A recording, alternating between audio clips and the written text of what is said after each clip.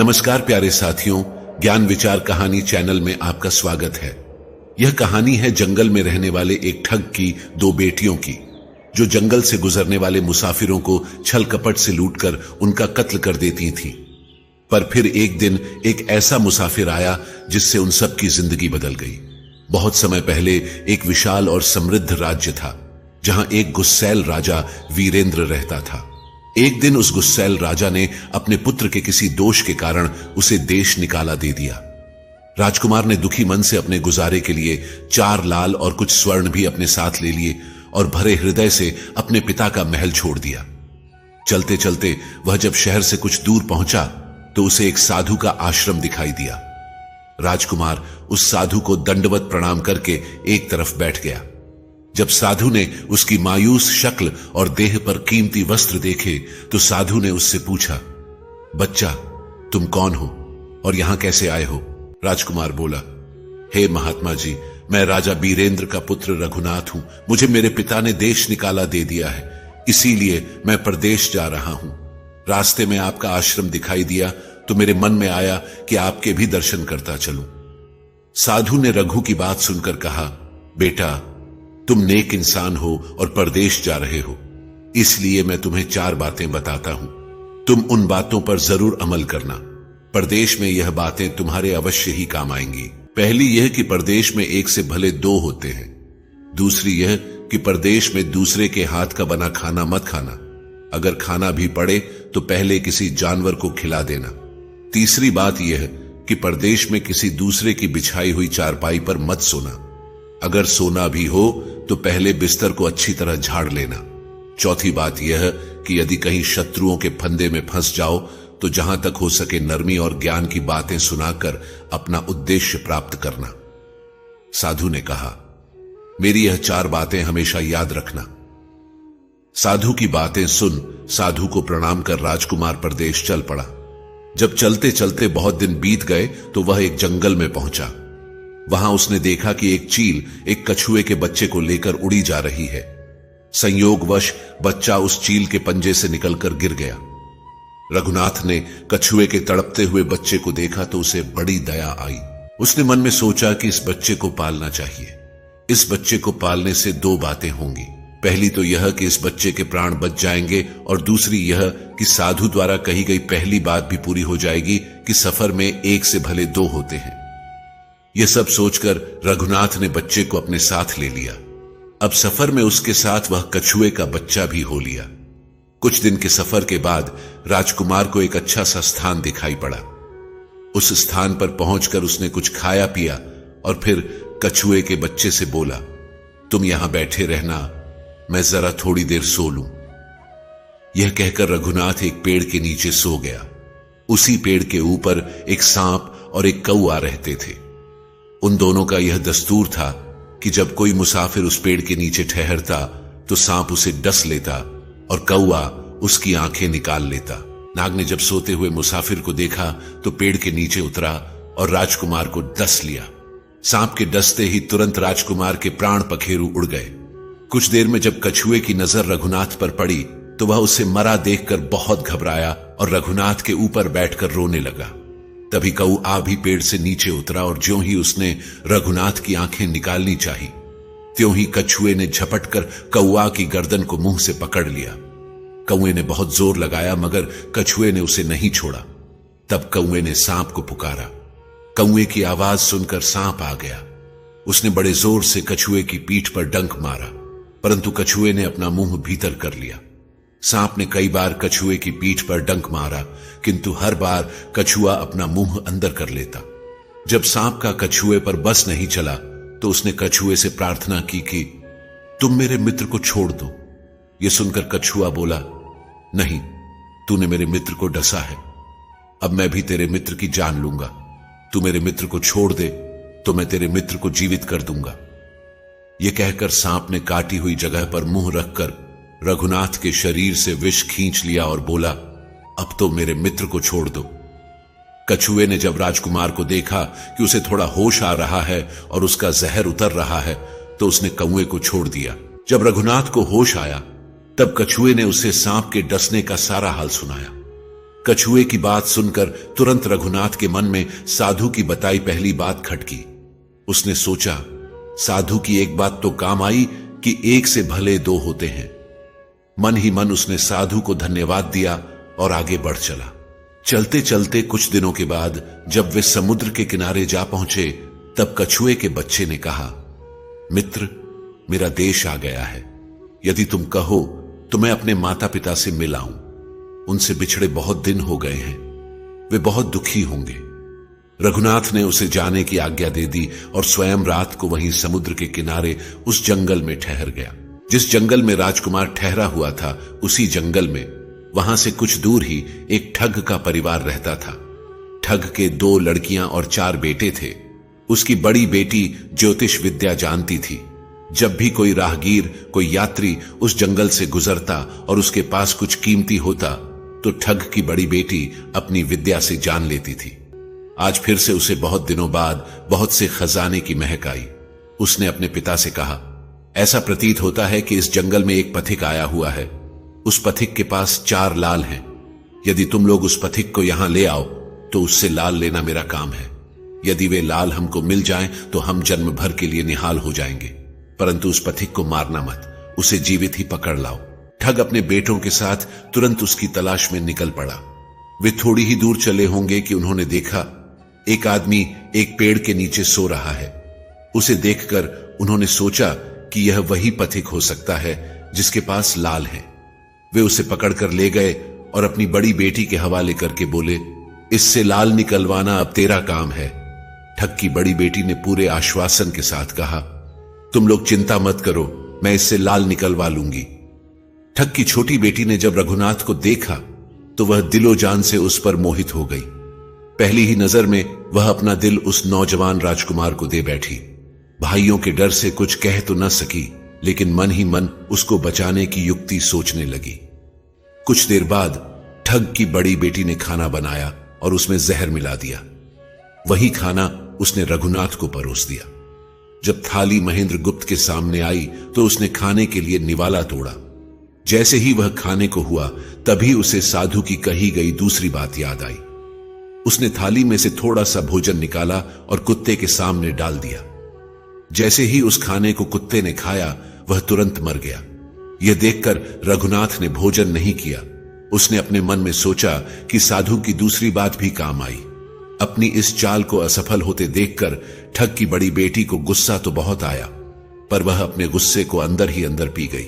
उसने रघुनाथ के सोने के लिए पलंग तैयार करवाया और उससे कहा, जाओ पथिक, ऊपर के कमरे में तुम्हारे लिए पलंग तैयार करवा दिया है, अब तुम आराम करो। कई दिनों की सफर की यात्रा के कारण थका हुआ राजकुमार जब ऊपर आया तो उसे बढ़िया धुली हुई चादर पलंग पर बिछी हुई दिखाई दी। उसने सोचा, जो हुआ सो हुआ, कई दिनों के बाद चैन की नींद तो सोने को मिलेगी। वह जैसे ही पलंग पर बैठने को हुआ तो उसे साधु की तीसरी बात याद आई कि परदेश में हमेशा बिस्तर को झाड़ कर सोना। जैसे ही उसने बिस्तर को झाड़ा तो उसके होश उड़ गए। वह बिस्तर एक कच्चे सूत से तैयार किया गया था, जिसके नीचे आग का कुआं था। रघुनाथ ने देखा कुएं के अंदर बड़े बड़े आग के अंगार धधक रहे हैं। उसने सोचा, साधु की तीसरी बात भी काम आई। उसने एक बार फिर मन ही मन साधु का धन्यवाद किया और पास पड़ी एक टूटी हुई चारपाई पर लेट गया। थोड़ी देर पहले जो राजकुमार चैन की नींद लेने की सोच रहा था, अब नींद उसकी आंखों से कोसों दूर थी। अब तो उसे अपनी जान के लाले पड़े थे। सोचने लगा, आज की रात बचना बहुत कठिन है। तभी ठग की छोटी बेटी मौका पाकर आई और कहने लगी, हे प्रिय, मैं तुम पर दिलो जान से न्यौछावर हूं, परंतु आज की रात मेरे वश में कुछ नहीं है। आज की रात मेरी बड़ी बहन की बारी है। जिस तरह भी हो सके बस आज की रात मेरी बहन से अपने प्राण बचा लो। कल मेरी बारी है। हे स्वामी, मैं तुम्हारी दासी हूं, मैं तुम्हें साफ बचा लूंगी। इतना कहकर ठग की छोटी बेटी चली गई। जब सब लोग खाना खा चुके तो ठग की बड़ी बेटी ऊपर बने कमरे में चली गई। उसने सोचा, अब तक तो पथिक जलकर राख बन चुका होगा। पर जैसे ही वह कमरे के अंदर आई और देखा कि पथिक तो बिल्कुल सही सलामत टूटी हुई चारपाई पर लेटा हुआ है, तो उसके क्रोध की कोई सीमा न रही। तुरंत उसने कटार निकाली और क्रोध से बोली, हे पथिक, या तो अपने चारों लाल मुझे अभी के अभी दे दे, वरना मैं तुझको मार डालूंगी। उसी समय रघुनाथ को साधु की चौथी बात याद आई कि कहीं शत्रुओं के फंदे में फंस जाओ तो जहां तक हो सके नरमी और ज्ञान की बातें सुनाकर अपना उद्देश्य प्राप्त करना। उसने सोचा कि आज रात बचना मुश्किल है, पर साधु की चौथी बात भी आजमानी चाहिए। रघुनाथ ने यह सब सोचकर लड़की से कहा, मेरे पास लाल नहीं है, यदि तू मुझको मारेगी तो वैसे ही पछताएगी जैसे राजा अपने तोते को मारकर पछताया था। लड़की गुस्से में बोली, कौन सा राजा और कौन सा तोता, क्या बक रहे हो तुम? तब राजकुमार बोला, तुम नहीं जानती तो सुनो। एक राजा के पास एक बहुत समझदार पढ़ाया लिखाया तोता था। वह बड़ा चतुर था। एक दिन राजा तोते को अपने साथ गंगा स्नान को ले गया और उसको घाट पर बैठाकर स्वयं स्नान करने लगा। तभी तोते की नजर अमर फल पर पड़ी, जो पास ही नदी में बहता हुआ आगे बढ़ा जा रहा था। तोता उसे नदी से बाहर निकाल लाया और राजा के आने पर उसे वह अमर फल देता हुआ बोला, महाराज, यह अमर फल है, इसे खा लीजिए। राजा ने कहा, मैं अकेला अमर फल खाकर क्या करूंगा? अपने बाग में लगा दूंगा। जब इसमें फल लगेंगे तब सब कुटुंब को खिलाकर अमर कर दूंगा। गंगा स्नान से लौटकर राजा ने वह फल माली को देकर कहा, इस फल को बाग में लगा दो। थोड़े ही दिनों में पेड़ फल फूल गया और उसमें फल लगने लगे। एक दिन एक फल पककर पेड़ से गिरा तो उसे सांप ने सूंघ लिया, जिससे वह जहरीला हो गया। अनजान माली वह अमर फल लेकर राजा के पास आया। राजा फल को देखकर बहुत खुश हुआ और कुछ सोचकर वह फल पहले कुत्ते को खाने को दिया। क्योंकि राजा बड़ा नीतिवादी और विचारवान था, वह जानता था कि बिना सोचे समझे किसी भी वस्तु को खाना ठीक नहीं होता। राजा ने जो ही वह फल कुत्ते को खिलाया, कुत्ता मर गया। यह देखकर राजा ने क्रोधित होकर अपने तोते से कहा, बेईमान तोते, तू हमें जहर देकर मारना चाहता था। यह कहकर राजा ने क्रोध में आकर तोते को मार डाला और माली से कहा, इस पेड़ के चारों ओर घेरा डाल दो, जिससे कोई इसका फल न खा सके। एक दिन उसी शहर में एक सास बहू में भीषण लड़ाई हुई। बुढ़िया घर से निकलकर कहने लगी, आज मैं राजा के बाग में जाकर जहर वाला फल खा लूंगी। यह कहकर वह बाग में आई और जैसे ही उसने फल तोड़कर खाया तो वह 16 वर्ष की युवती बन गई। जब राजा को यह समाचार मिला तो उसे सारा माजरा समझते देर न लगी। राजा को बड़ा दुख हुआ। वह कहने लगा, वास्तव में यह अमर फल ही है, मैंने व्यर्थ ही इतने समझदार तोते को मार डाला। राजा की कहानी सुनाकर रघुनाथ ठग की बेटी से कहता है, एक और कहानी सुनो, बंजारे की। एक नगर में एक बंजारा रहता था, जिसने एक कुत्ता पाल रखा था। वो कुत्ता बहुत समझदार था, जिसे बंजारा अपनी औलाद से भी ज्यादा प्यार करता था। एक समय ऐसा आया कि एक कातक नाम की भयंकर बीमारी के चलते बंजारे का सारा परिवार उस बीमारी की भेंट चढ़ गया और बंजारे की करोड़ों की संपत्ति भी बिक गई। दुखी बंजारा अपने कुत्ते को लेकर आगरा में एक साहूकार के पास जाता है और साहूकार से 5,000 रुपए के बदले अपना कुत्ता गिरवी रखने को कहता है। उस समय 5,000 रुपए एक बहुत बड़ी रकम होती थी। पहले तो बनिए ने बंजारे को मना कर दिया, पर फिर कुछ सोचकर उसने बंजारे को 5,000 रुपए दे दिए। कुछ ही समय बीता था कि एक रात सेठ के घर डाकू घुस गए। बंजारे का कुत्ता सब हरकत देख रहा था। उसने सोचा, अगर मैं भौंकूंगा तो परिवार के सब लोग उठ जाएंगे और ये डाकू उनका भी कत्ल कर देंगे। वह चुपचाप बस डाकुओं को देखता रहा। जब डाकू सेठ के घर से चोरी किए हुए धन को लेकर चल पड़े तो कुत्ता चुपचाप उनके पीछे पीछे हो लिया। सेठ के पास इतना धन था कि डाकू उसे निकाल तो लाए, पर अब वो उसे लेकर चल भी नहीं पा रहे थे। दिन निकलने के करीब हो चला था। डाकुओं ने सोच विचार कर उस धन को एक तालाब के अंदर छिपा दिया। उन्होंने सोचा, बाद में आराम से निकाल लेंगे। कुत्ता डाकुओं की सब करामात देख चुपचाप वापस घर चला गया। सुबह हुई तो सेठ के घर कोहराम मच गया। पता चला कि चोर सारा धन ले गए। सेठ का रो रो कर बुरा हाल था। आसपास के लोग उसे दिलासा दे रहे थे। सेठ ने रोते रोते कहा, मैंने सुना था कि बंजारे का कुत्ता बहुत समझदार है, पर यह नमक हराम तो एक बार भौंका तक नहीं। तभी बंजारे का कुत्ता सेठ की धोती पकड़कर खींचने लगा। कुत्ते की हरकत देख पास खड़े एक समझदार व्यक्ति ने सेठ से कहा, सेठ जी, यह कुत्ता कुछ कहना चाह रहा है, हमें इसकी बात सुननी चाहिए। फिर सेठ और सभी लोग कुत्ते के पीछे पीछे हो लिए। सबको लेकर कुत्ता उसी तालाब के पास पहुंच गया जहां रात को डाकुओं ने सारा धन छिपाया था। वह तालाब में घुसकर अशर्फियों से भरी थैली अपने मुंह में दबाकर बाहर लाया। तुरंत सेठ के नौकर उस तालाब में कूद गए और चोरी किया हुआ सारा धन बरामद कर लिया।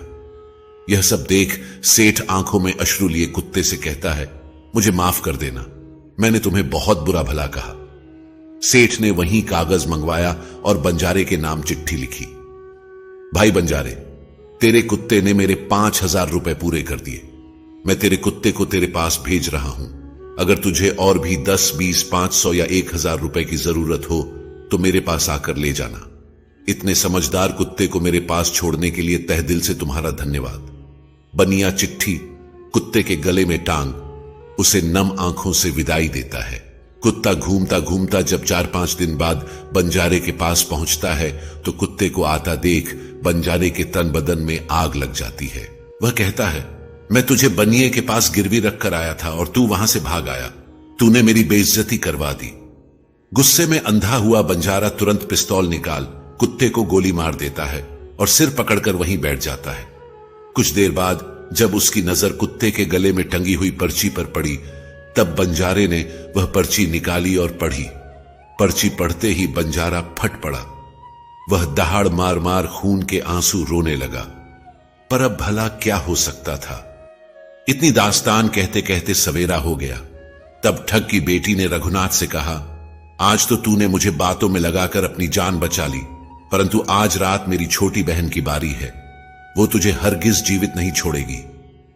जब ठग की छोटी बेटी को पता चला कि रघुनाथ जिंदा और बिल्कुल सही सलामत है तो उसकी खुशी का ठिकाना न रहा। अपनी बहन को दिखाने के लिए ऊपरी मन से बोली, तुम निश्चिंत रहो बहन, मैं आज इससे लाल लिए बगैर छोड़ने वाली नहीं हूं। दिन बीता और रात हुई। तब ठग की छोटी बेटी रघुनाथ के पास गई और बोली, भगवान का शुक्र है जो तुमने चालाकी से अपनी जान बचा ली। रघुनाथ बोला, तुम सब ऐसा क्यों करते हो? तब ठग की छोटी बेटी बोली, हमारी तो यही रीत है कि मेरे भाई और बाप मुसाफिरों को पकड़ कर लाते हैं और हम बहनें अपनी चालाकी से उनसे माल हथियाकर उन्हें मार डालते हैं। फिर वह बोली, पर तुम चिंता मत करो, अब मेरी बारी है और मैं तो दिलो जान से तुम्हारी दासी हूं। तुम्हें जैसा समझ पड़े वैसा ही करो। यह सुनकर रघुनाथ बोला, प्रिय, तुम भी मुझे देखते ही पसंद आ गई थी। दिल करता है कि हर पल तुम्हारे पास ही रहूं। तुम अपनी बड़ी बहन की तरह नहीं हो। तुम एक नेक दिल औरत हो। तुमसे मेरा कुछ भी छिपा हुआ नहीं है। उसकी बात सुनकर ठग की बेटी ने कहा, तुम कहते हो कि मुझसे कुछ भी छिपा नहीं है, तो फिर वे लाल कहां हैं? रघुनाथ ने कहा, वो चारों लाल मेरी जांघ में हैं। अगर तुम निकालना चाहो तो निकाल लो। राजकुमार की बात सुन ठग की छोटी बेटी बोली, प्यारे, वो लाल तुम्हें ही मुबारक हो। मैं तो तुम्हारी दासी हूं, तुम्हारे दर्शनों की प्यासी हूं। मुझे तुम्हारे सिवाय और कुछ नहीं चाहिए। यह सुन रघुनाथ बोला, जो कुछ तुमने कहा है वह तो सब ठीक है, लेकिन यह प्यार और प्रेम की बातें सब धरी रह जाएंगी जब हमारे शरीर में प्राण ही नहीं रहेंगे, क्योंकि जब तुम्हारे बाप और भाइयों को इसका पता लगेगा तो हम दोनों की खैर नहीं। तब ठग की बेटी बोली, तुम चिंता मत करो, मेरे पास इसका भी उपाय है।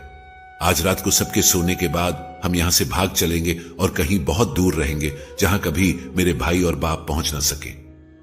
रघुनाथ बोला, पर यह सब होगा कैसे? वह बोली, यहां से निकलने का एक ही उपाय है। मेरे पिता के पास 2 ऊंटनियां हैं। एक तो दिन भर में 60 कोस चलती है और दूसरी दिन भर में 100 कोस चलती है। तुम उनमें से बड़ी वाली को खोल लाना।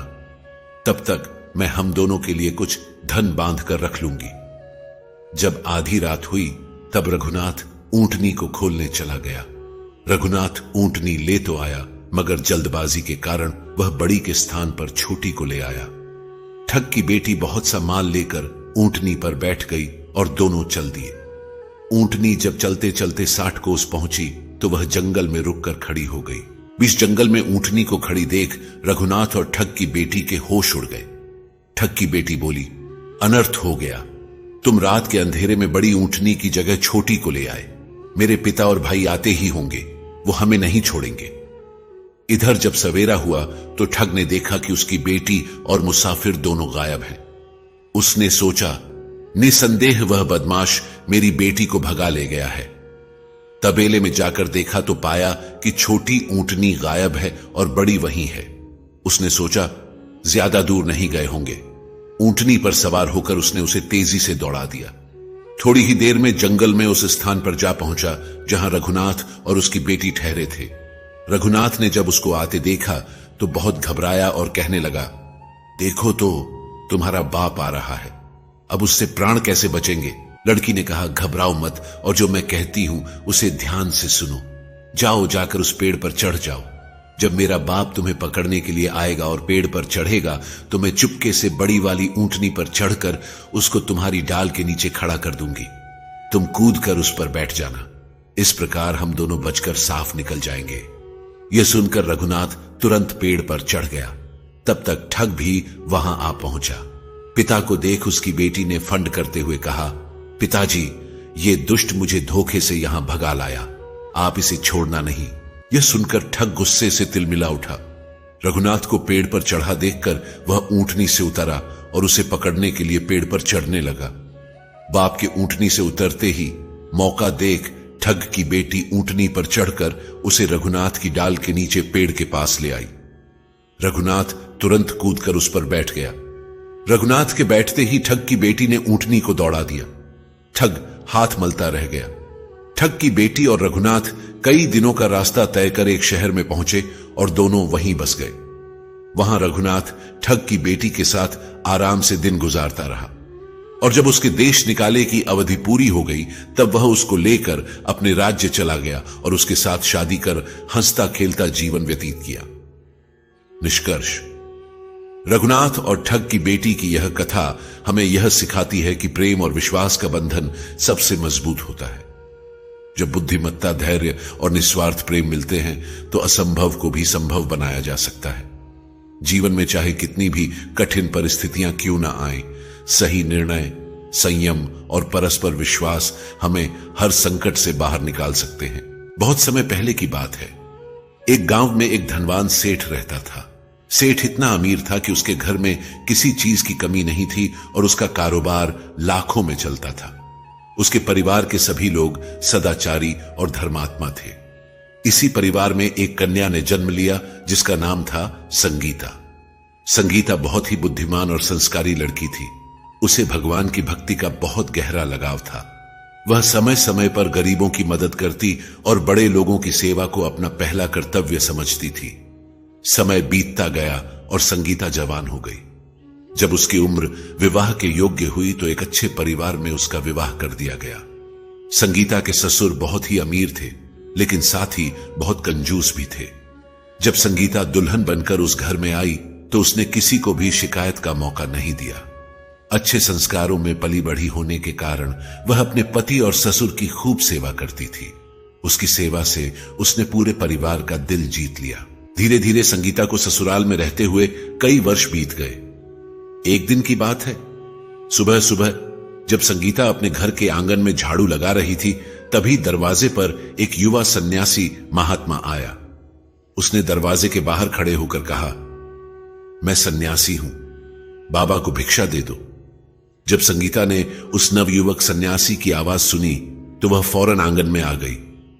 संगीता सन्यासी को देखकर हंसते हुए कहने लगी, अरे बाबा, तुम्हें इतनी जल्दी क्यों है, थोड़ा और सब्र कर लेते।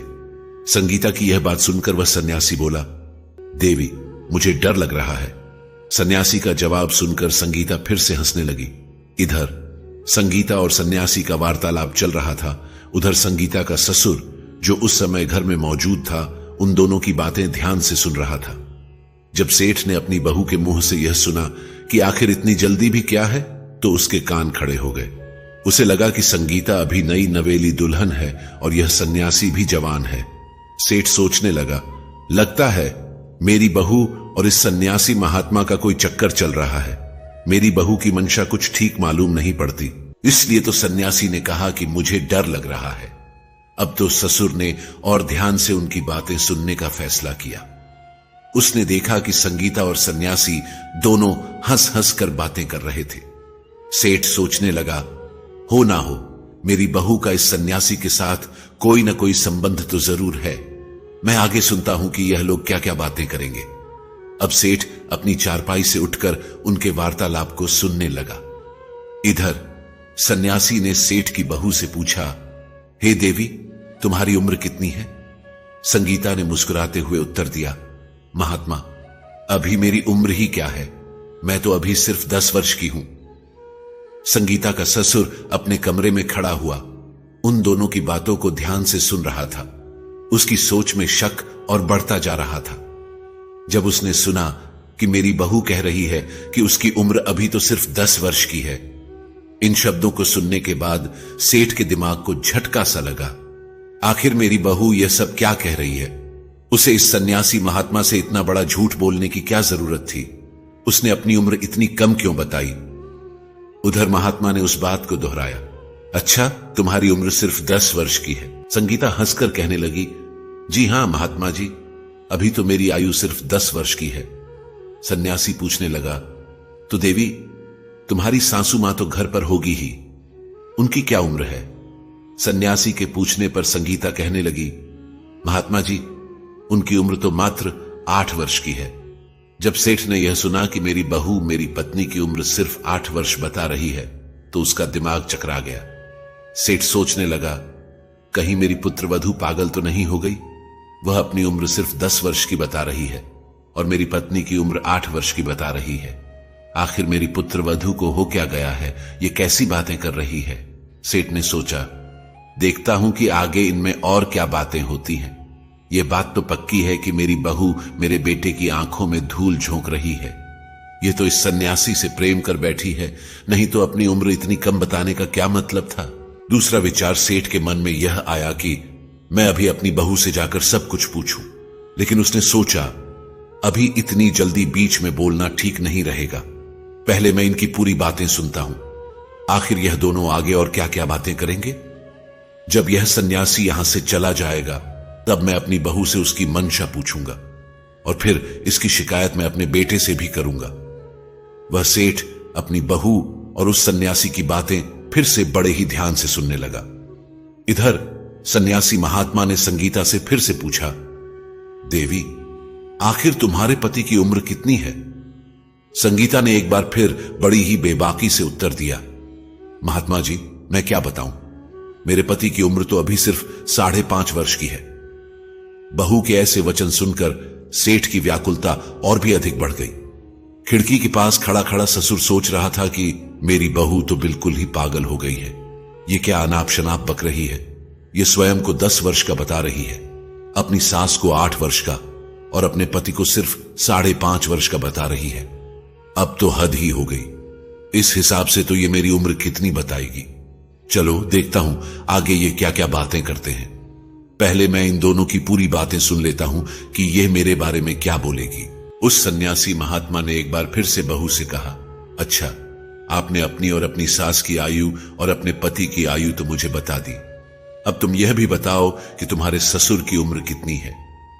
सन्यासी महात्मा के ऐसा पूछने पर संगीता कहने लगी, हे सन्यासी महाराज, अपने ससुर की उम्र तो मैं क्या बताऊं, मेरे ससुर का तो अभी जन्म भी नहीं हुआ। बहू के इस जवाब ने सेठ को आपे से बाहर कर दिया। वह पागल सा हो गया, उसका दिमाग चकराने लगा। अब तो उसे कुछ भी समझ में नहीं आ रहा था कि आखिर यह सब चल क्या रहा है। मेरे बेटे के साथ इसका विवाह हुआ है और यह कह रही है कि मेरे ससुर का तो अभी जन्म ही नहीं हुआ। आखिर मेरी बहू मेरे बारे में यह सब क्या कह रही है। अब तो मुझे ऐसा लगता है कि या तो मैं पागल हो गया हूं या फिर मेरी बहू पागल हो गई है। अब सेठ की बहू उस सन्यासी महात्मा को भिक्षा देने के बाद अपने घर के अंदर चली आई। इधर मन ही मन में जलता हुआ सेठ अपने कमरे से बाहर निकल आया।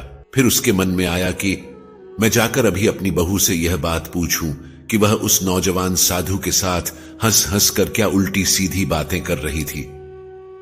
फिर उसके मन में दूसरा विचार आया कि नहीं, मेरी बहू तो चरित्रहीन है, मैं उससे क्या पूछूं। मैंने तो खुद अपने कानों से सब कुछ सुना है और अपनी आंखों से देख लिया है। जरूर इस साधु के साथ मेरी बहू का कोई अवैध रिश्ता है। मेरी बहू होते हुए इसने हमारे खानदान की नाक कटवा दी। अब मैं इसे अपने घर में नहीं रखूंगा। मैं यह बात पंचायत के सामने लेकर जाऊंगा। पंचायत में सभी पंचों के सामने ही मैं अपनी पुत्रवधू से सवाल करूंगा। मुझे तो अब इसे पुत्रवधू कहते हुए भी बहुत ही घिन आ रही है। सेठ ने तुरंत संगीता के मां बाप के घर में खबर पहुंचा दी कि जैसे भी हो वैसे ही वह तुरंत सीधे यहां पर चले आए। ऐसा विचार करके वह सेठ अपने घर से निकलकर बाहर चला गया।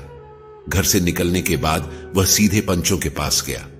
पंचों की टोली ने जब सेठ को आता हुआ देखा तो मुखिया पूछने लगा, सेठ जी, आज आपके इधर आने का क्या कारण है?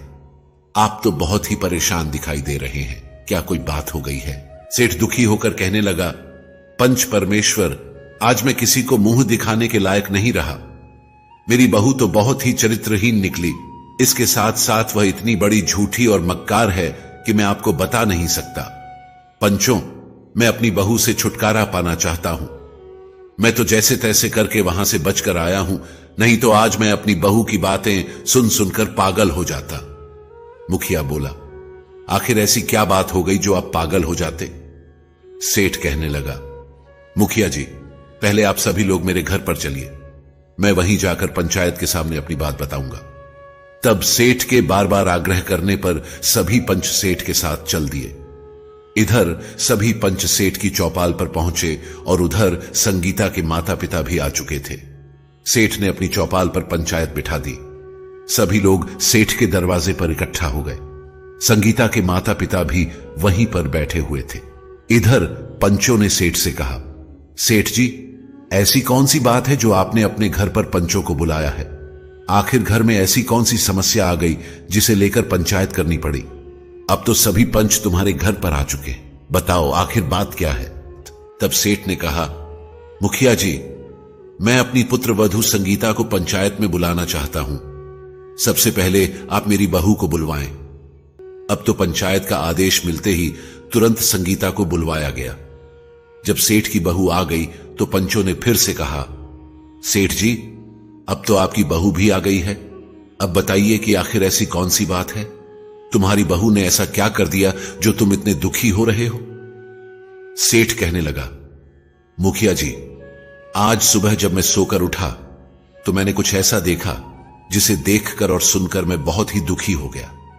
मैंने देखा कि मेरी बहू आंगन में झाड़ू लगा रही थी।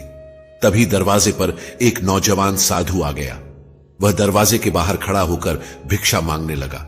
जैसे ही उस सन्यासी महात्मा की आवाज मेरी बहू के कानों में पड़ी तो वह उसी समय भिक्षा लेकर द्वार पर आ गई। इतना कहकर सेठ चुप हो गया।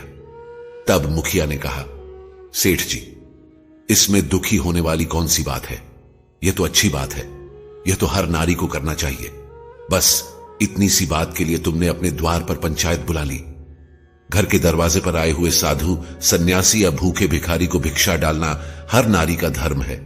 इसमें इतना परेशान होने वाली क्या बात है? तब सेठ बोला, आप सभी लोग जरा सब्र कीजिए, मैं आपको पूरी कहानी सुनाता हूं। मेरी बहू की करतूत सुनकर आप लोग भी पागल हो जाएंगे। मेरी समस्या बहुत बड़ी है। यदि कोई छोटी सी बात होती तो मुझ पर कोई फर्क नहीं पड़ता। मैं पंचायत क्यों बुलाता? आप लोगों को परेशान क्यों करता? दरअसल बात बहुत ही गंभीर है और उसका फैसला सिर्फ पंचायत में ही हो सकता है। मुखिया ने कहा, ठीक है सेठ जी, आपकी बातें सुनकर तो ऐसा लग रहा था जैसे कोई बड़ी बात नहीं है। सेठ बोला, अरे नहीं, जिस बात को लेकर मैं इतना चिंतित हूं, यदि वह बात भी जान लेंगे तो आप भी मेरी परेशानी को समझ जाएंगे। तब मुखिया कहने लगा, सेठ जी, आप इतनी देर से हमें गोल गोल घुमा रहे हैं, साफ साफ क्यों नहीं बताते कि आखिर बात क्या है? तब सेठ ने कहा, देखो, बात यह है कि मेरे दरवाजे पर भिक्षा मांगने के लिए एक नौजवान सन्यासी आया, तो मेरी बहू को चाहिए था कि वह चुपचाप ले जाकर उसे भिक्षा दे देती। उससे बातचीत करने की क्या जरूरत थी? और अगर बातचीत कर भी रही थी तो उसने ऐसी बातचीत की कि यदि आप लोग भी सुन लेंगे तो आपको भी लगेगा कि मेरी बहू ठीक नहीं है।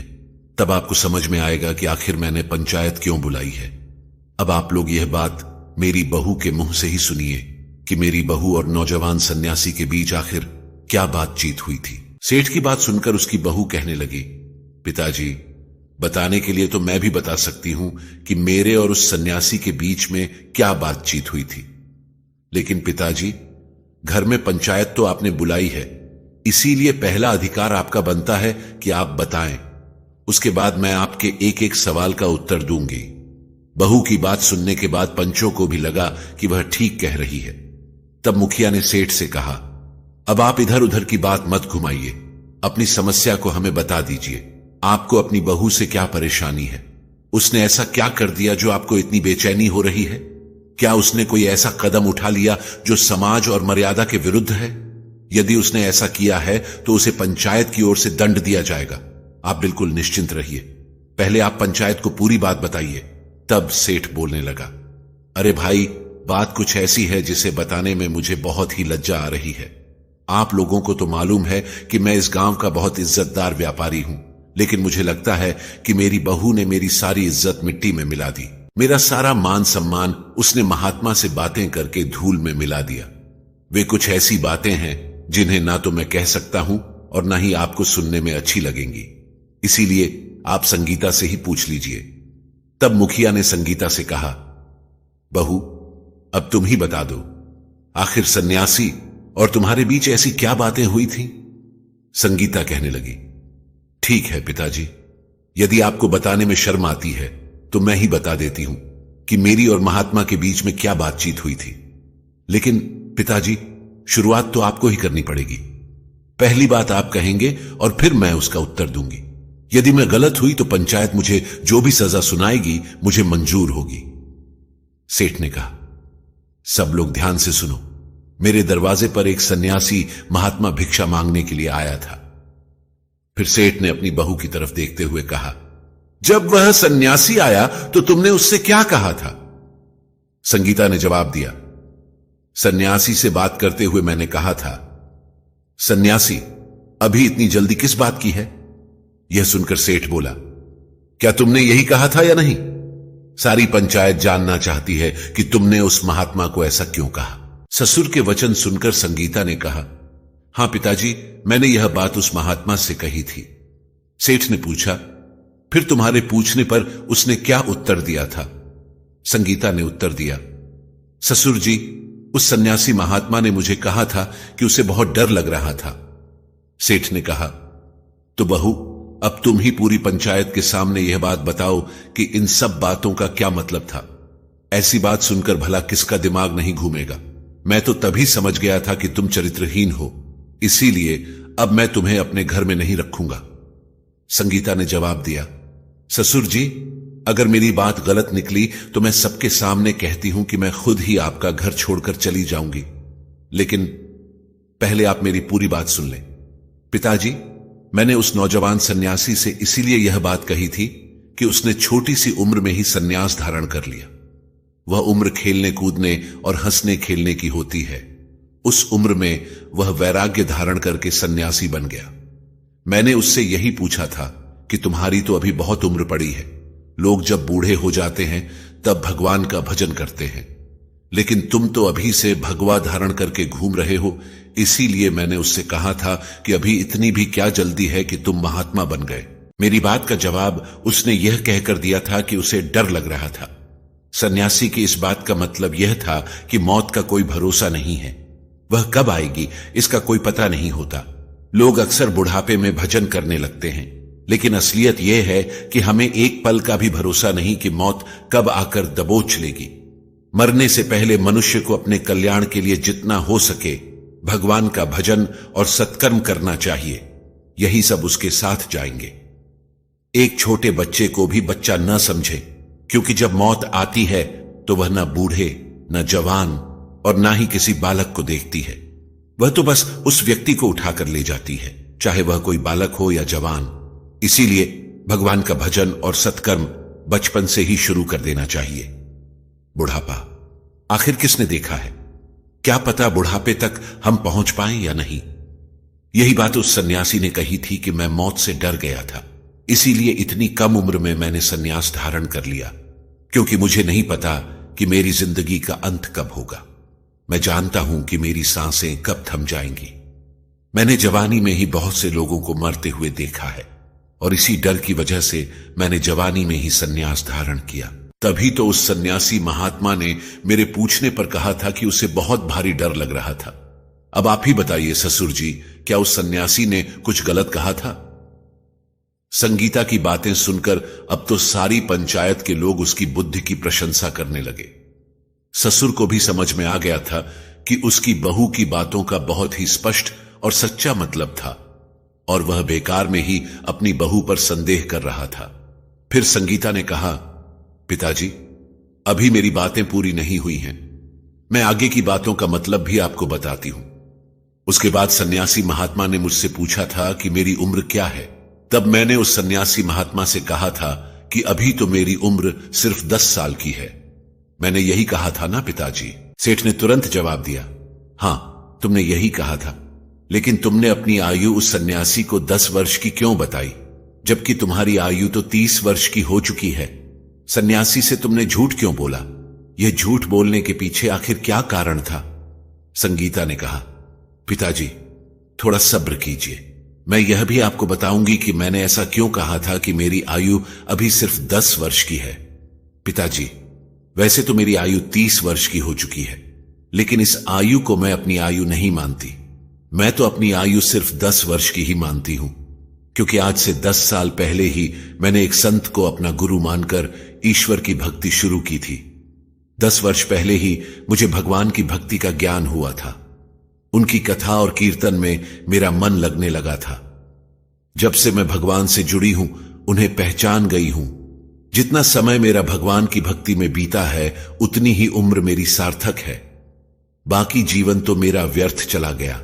संसार में मनुष्य चाहे जितना भी जी ले, लेकिन उतनी ही आयु उसकी सफल मानी जाएगी जितना समय उसने भगवान का भजन और सत्कर्म करने में बिताया है। बाकी की उम्र तो उसने पशुओं की तरह बिता दी। वह तो सिर्फ खाया, पिया और सोया है। ये सब काम तो पशु भी करते हैं। इस आयु को मैं व्यर्थ समझती हूं। मैं पिछले 10 वर्षों से ईश्वर की भक्ति से जुड़ी हूं, इसीलिए मैंने उस सन्यासी को अपनी आयु सिर्फ 10 वर्ष बताई थी। अब आप ही बताइए, मैंने उससे क्या गलत कहा?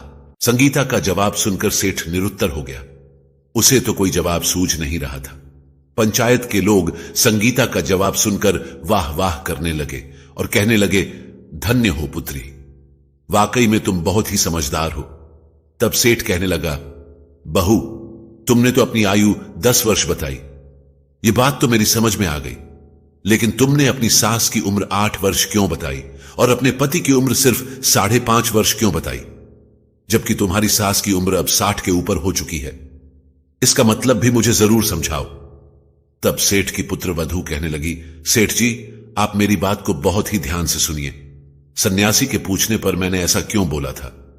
ससुर जी, जब मैं अपने मायके से ससुराल आई थी, तब ना तो आपके घर में कोई पूजा पाठ होता था और ना ही कोई कथा सत्संग। लेकिन मेरे कहने पर सासू मां ने सत्संग में जाना शुरू किया, भगवान के भजन सुनने लगी और ईश्वर की भक्ति करने में लग गई। उन्हें भजन करते, सत्संग सुनते और भगवान की पूजा करते हुए अभी 8 साल का समय हो गया है। इसीलिए सन्यासी महात्मा के पूछने पर मैंने उन्हें बता दिया था कि मेरी सासू मां की उम्र अभी 8 वर्ष की हुई है। अब आप ही बताइए पिताजी, मैंने क्या गलत कहा? बहू की बात सुनकर सेठ कहने लगा, अच्छा तो ये बात थी, मैं तो तुम्हें पागल समझ रहा था। बहू ने आगे कहा, पिताजी, इसी हिसाब से मैंने अपने पति की आयु भी बताई थी 5.5 वर्ष, क्योंकि पिताजी 5.5 वर्ष पहले सासू मां की तबीयत बहुत ही खराब हो गई थी और वह चल भी नहीं पा रही थी। तब मेरे पति मुझे और मेरी सासू मां को मंदिर तक ले जाया करते थे। इसी बहाने मेरे पति को भी भगवान के दर्शन हो जाते थे। धीरे धीरे उनकी रुचि भी भगवान की भक्ति में लगने लगी। इसीलिए ऐसा समझ लीजिए कि मेरे पति का भी जन्म उसी दिन हुआ था जब उन्होंने भगवान की भक्ति में कदम रखा। इसीलिए मैंने सन्यासी महात्मा के पूछने पर अपने पति की उम्र सिर्फ 5.5 वर्ष बताई थी। और पिताजी, अंत में आपकी बात में यह कह रही थी कि अभी मेरे ससुर का जन्म नहीं हुआ, क्योंकि पिताजी, जिस दिन से मैं ससुराल में आई हूं, तब से मैं देख रही हूं, ना तो आप कभी भगवान के मंदिर में गए न कभी आप पूजा पाठ करते हैं और ना ही आपने कभी किसी साधु सन्यासी का सत्कार किया। यहां तक कि आपने कभी अपने हाथों से कोई दान भी नहीं दिया, कोई पुण्य का कार्य नहीं किया। आप तो धर्म कर्म के नाम से बिल्कुल दूर ही रहे। इसीलिए मैंने आपके बारे में बोला था कि अभी तो आपका जन्म नहीं हुआ। सेठ कहने लगा, देखो, मैं पूरा दिन दुकान पर बैठा रहता हूं, व्यापार में लगा रहता हूं। मुझे पूजा पाठ करने का, कथा कीर्तन सुनने का समय ही नहीं मिल पाता। मैं तो तुम लोगों के भविष्य के लिए चिंता करता रहता हूं और तुम लोगों के लिए धन इकट्ठा करता रहता हूं। बहू ने उत्तर दिया, पिताजी, आपने कभी अपनी जिंदगी में 2 रुपए का दान भी नहीं दिया। जब भी कोई धार्मिक कार्य होता है, कोई भगवान की चर्चा होती है या भगवान की कथा होती है, आप कभी उसमें नहीं गए। यहां तक कि कभी घर में बैठकर भी आपने ईश्वर का ध्यान नहीं किया। आपने अपने जीवन में कोई भी तीर्थ यात्रा नहीं की। जब आपने अपने जीवन में कोई धर्म कर्म का कार्य ही नहीं किया, तो मेरी दृष्टि से यही समझो कि आप अभी तक पैदा नहीं हुए। इसीलिए उन सन्यासी महात्मा ने जब आपकी उम्र पूछी तो मैंने उनसे कह दिया कि आप तो अभी पैदा ही नहीं हुए। अपनी पुत्र वधू के मुंह से ऐसी बातें सुनकर सेठ बहुत ही शर्मिंदा हुआ। उसने पूरी पंचायत के सामने अपने दोनों कान पकड़कर अपनी बहू से क्षमा मांगी और कहने लगा, बेटी, मैं तुम्हारे बारे में गलत सोच रहा था, मुझे क्षमा कर दो। तुम्हारी बातें सुनकर तो मुझे ऐसा लग रहा है कि मुझे तुम पर गर्व होना चाहिए कि तुम सचमुच बहुत ही बुद्धिमान हो। इसके बाद सभी पंचों से हाथ जोड़कर सेठ ने माफी मांगी और अपनी पुत्र वधू को लेकर घर के अंदर चला गया। घर जाने के बाद सेठ ने अपनी पुत्र वधू से कहा, बेटी, तुमने सचमुच आज मेरी आंखें खोल दी। वास्तव में आज तक मेरा जन्म नहीं हुआ था, अब मैं जन्म लेना चाहता हूं। ससुर की इतनी बात सुनते ही बहू कहने लगी, यह तो बहुत अच्छी बात है पिताजी, जब जागो तभी सवेरा। यह भी बहुत बड़ी बात है कि बुढ़ापे में ही सही, कम से कम आप भगवान से तो जुड़े, वरना लोग पूरा जीवन निकाल देते हैं खाने पीने और सोने में, कभी भगवान का भजन नहीं करते। अगले ही दिन सेठ ने अपने मुनीम को अपने पास बुलाया और कहने लगा, मुनीम जी, हमारे गोदाम में जो पिछले साल का बचा हुआ अनाज पड़ा है, वह अनाज अब खराब हो रहा है। उस अनाज को आज तक किसी व्यापारी ने नहीं खरीदा। मैं उस अनाज को गरीब और असहाय लोगों को दान कर दूंगा। अब मैं अपनी बची हुई जिंदगी में खूब दान पुण्य का कार्य करूंगा। इस प्रकार सेठ के मुनीम ने पिछले साल का वह अनाज बोरियों में भरवाकर सेठ के दरवाजे पर रखवा दिया। वह अनाज बारिश में भीगने के कारण खराब हो रहा था। सेठ ने सोचा कि इस बेकार अनाज को मैं गरीबों में दान कर दूंगा। जैसे ही वह खराब अनाज की बोरियां सेठ के दरवाजे पर पहुंची तो उन बोरियों में से बदबू आ रही थी। बदबू की वजह से सेठ की बहू घर से बाहर निकल कर आई। संगीता ने घर से बाहर आकर देखा कि खराब गेहूं की बोरियां भरी हुई हैं। इस पर संगीता ने अपने ससुर से पूछा, पिताजी, यह अनाज की बोरियां आपने यहां पर किस लिए मंगवाई हैं? तब सेठ ने कहा, तुमने कल जो कहा था कि मैंने अब तक जन्म नहीं लिया, इसीलिए कल से मैं दान पुण्य के कार्य करूंगा। मैंने मुनीम से कहकर अपने गोदाम से यह गेहूं की बोरियां मंगवा ली हैं। संगीता अपने ससुर की मंशा को समझ चुकी थी कि मेरे ससुर यह सड़ा हुआ खराब अनाज गरीबों को खिलाना चाहते हैं। वह बहुत ही समझदार थी और मन ही मन सोचने लगी, मेरे ससुर जी सुधर तो गए हैं, लेकिन पूरी तरह से नहीं।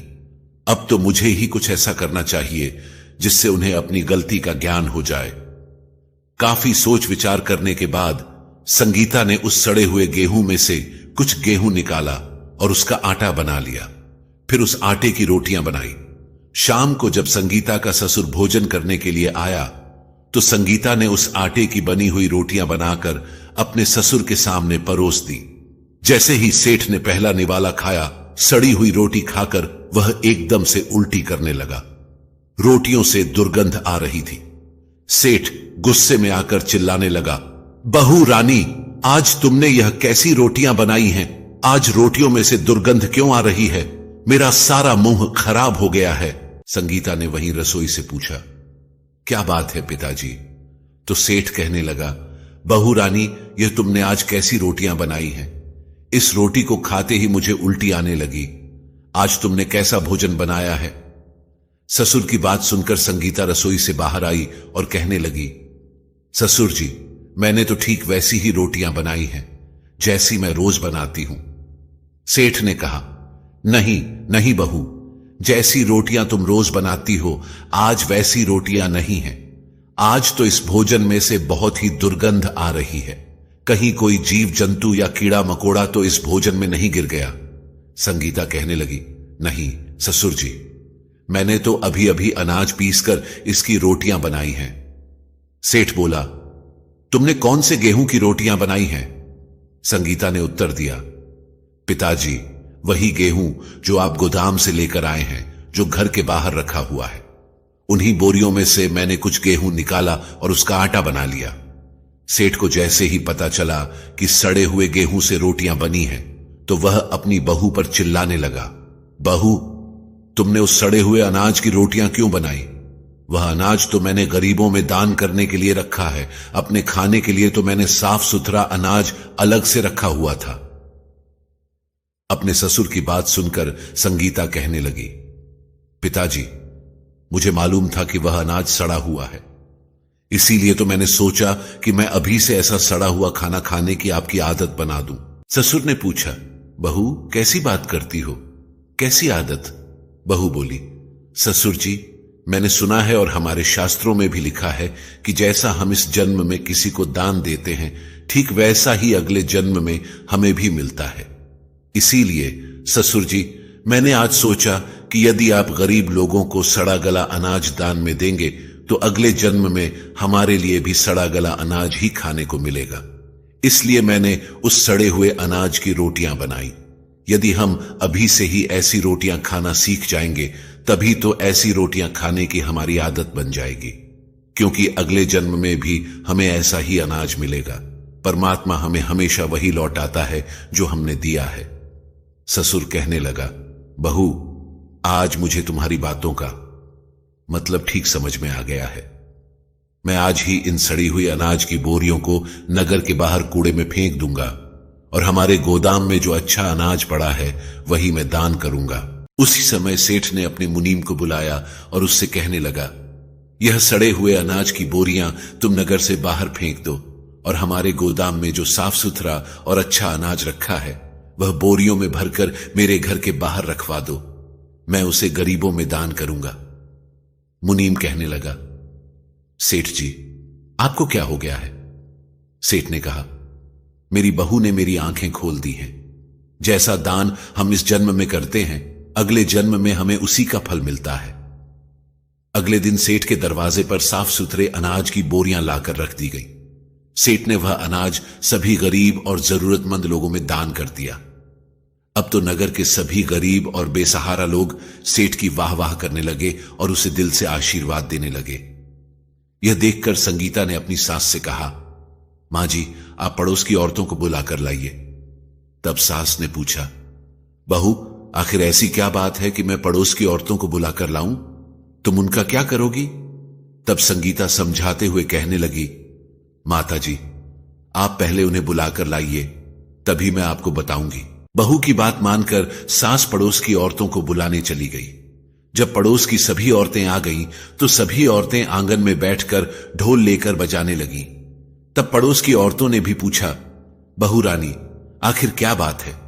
बहू कहने लगी, आप सभी को मिलकर बधाइयां गानी है, क्योंकि आज मेरे ससुर का जन्म हुआ है। इधर घर के बाहर सेठ गरीबों में अनाज बांटकर दान पुण्य कर रहा था और घर के अंदर औरतें ससुर के पैदा होने के गीत गा रही थी, क्योंकि आज संगीता का ससुर भगवान के बताए हुए मार्ग पर चलने लगा था। मनुष्य का जन्म तभी सफल माना जाता है जब वह परमात्मा के बताए हुए मार्ग पर चलता है। धर्म के बिना मनुष्य पशु के समान होता है। प्रत्येक व्यक्ति को अपने धर्म से जुड़े रहना चाहिए। धर्म का मार्ग ही कल्याण की ओर ले जाता है। चाणक्य ने अपने एक श्लोक के अंत में कहा है कि जो लोग धर्म का मार्ग छोड़कर अधर्म के रास्ते पर चलते हैं, उनका साथ न सिर्फ लक्ष्मी छोड़ देती हैं, बल्कि वे मनुष्य के रूप में पशु हैं, जो मनुष्यों के बीच में घूमते रहते हैं। जो मनुष्य अच्छे कार्य करके धर्म का संचय करता है, उसका जन्म सफल होता है। प्यारे साथियों, तो ये थी आज की कहानी। आपको ये कहानी कैसी लगी? उम्मीद करते हैं कि आपको आज की कहानी अच्छी लगी होगी। अगर अच्छी लगी हो तो कमेंट करके हमें जरूर बताएं, ताकि हम आपको ऐसी ही ज्ञानवर्धक कहानियां देते रहें। तो चलिए साथियों, अब हम आपसे विदा लेते हैं और मिलते हैं अगली वीडियो में एक नई सीख के साथ। तब तक के लिए खुश रहें, अपना ख्याल रखें। जय श्री राधे कृष्ण।